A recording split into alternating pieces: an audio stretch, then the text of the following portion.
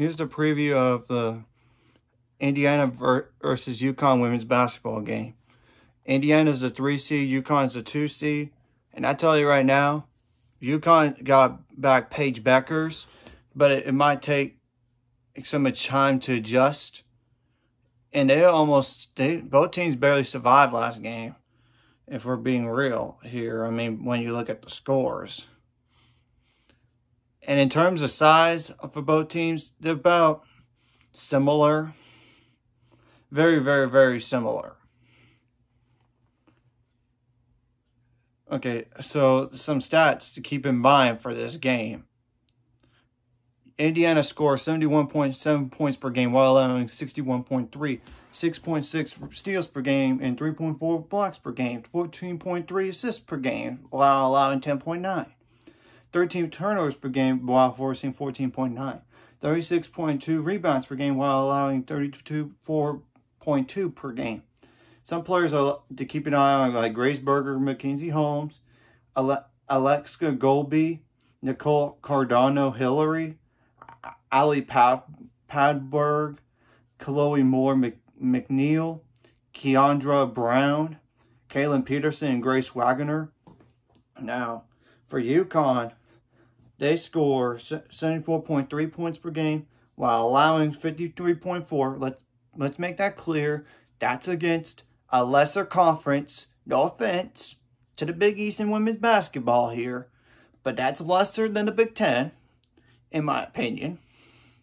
38.8 rebounds per game while allowing 31.4, 18.5 assists per game while allowing 10.5, 14.2 turnovers per game while forcing 16.4, 9.4 steals per game, and 4.98 blocks per game. Some players are like Kristen Williams, Paige Beckers, of course, Azzy Flood, Carolina Ducharme, Olivia Nelson-Ododa, Ivana Westbrook, Dorka Juhas, Aaliyah Edwards, and Nikki Mule. So, yeah, and I'm going to tell you the stats per game on the points, starting with UConn.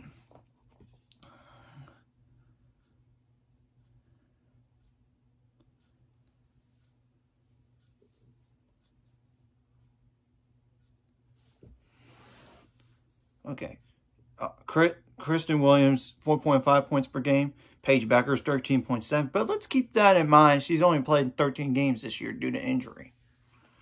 Azzy, 12.4. Caroline, yeah, it's Caroline, not Carolina, but you know what I'm saying. 10.7. Olivia, 9.5. Ivana, 9.2. Aaliyah, 7.7. Dorka, 7.7. Nika, 4.1. Yeah. Now for Indiana, Grace 16.3, Mackenzie 15.4, Alexa is 11.9, Nicole is 11.7, Ali is 11.5. So as you can tell, both teams had great balance in terms of points here. But Chloe 5.4, Keandra 3, Kaylin 1.5, Grace 0.4. So really, after those 5 players for Notre Dame, for Indiana here, it's a big drop-off and a big disparity. While UConn has 1, 2, 3, 5, 6, 7, 8 players between 7.7 points per game and 14.5. For both teams, foul trouble is going to be critical, and we don't know how the officiating is going to call it.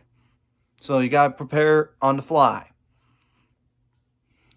And defensively, for both teams, you got to limit the three-point shooters that contain the slashers. Limit the second chance points, fast break points, and points off turnovers, as well as get defensive rebounds, because this is a game where UConn might not make to the Elite Eight for the first time in a while. Or Indiana could make it a Elite Eight for the first time in I don't know how long. But if you do know that stat, comment down below on Indiana. offensively, you got to take care of the ball, obviously, because in a game like this, points off turnovers is critical. You got to get some points off turnovers yourselves. Get the fast break points, second chance points, especially in this game where it could be very, very highly contested. I mean, you got to get the rebounds. You got to take care of the ball, like I said, and avoid foul trouble. But luckily, UConn has a little more depth now than when they had all those injuries. But still, you know what I'm saying, though. It's very well, Paige Becker's her best test up to this point, coming off of injury, if we're being real. No offense to the Big East or UCF. This is really the biggest game she's played all year coming off of injury. No offense, because prior to injury, it was South Carolina. Now, this is I'm not going to say Indiana is like South Carolina, but I'm not going to say Indiana is like terrible. No, they're not. It's going to be a close game, I have a feeling, and we'll see what happens.